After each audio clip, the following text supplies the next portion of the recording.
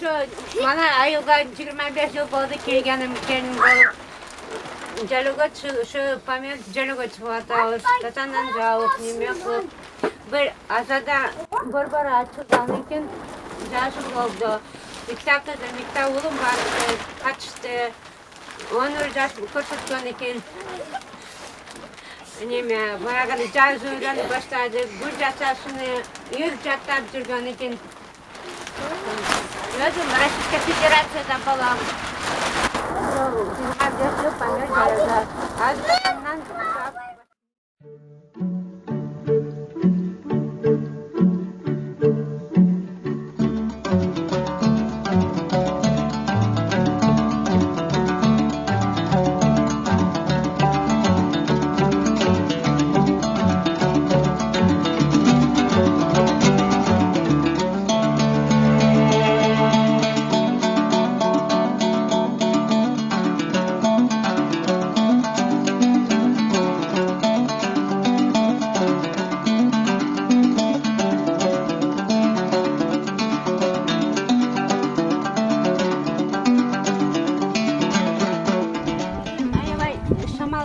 şunun için çilek kılatağız. Takı çan düşüp zaman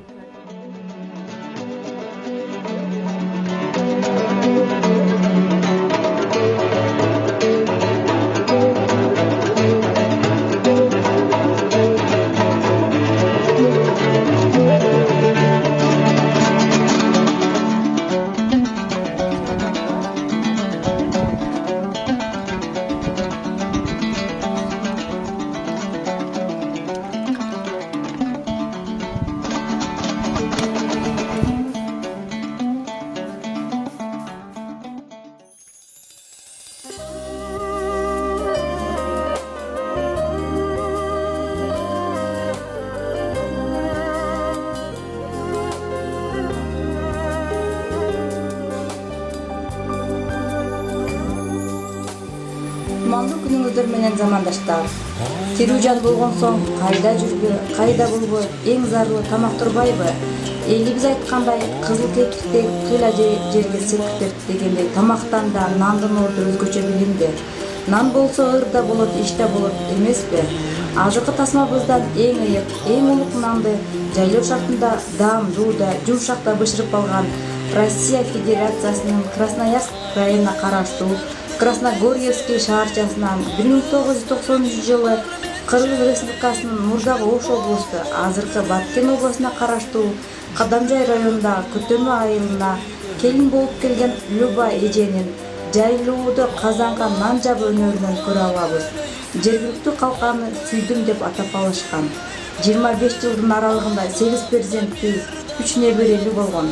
Алардын 4-төсү борборго келип, бизди да ата-энелерин да кубанычка бөлөдү. Өнүгүү борборунда балдар эле эмес, чоңдор да ар тарап өнүгүп турбайбы? Анда эмесе казанга нан жабууну үйрөнөбүз.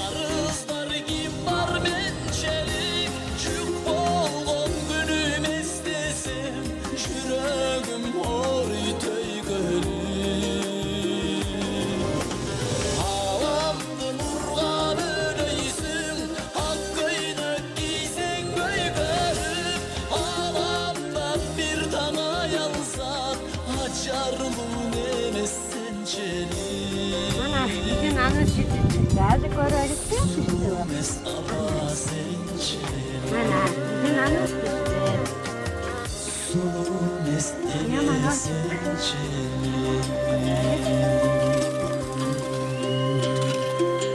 sen anlat Rahmat. Tamamdır.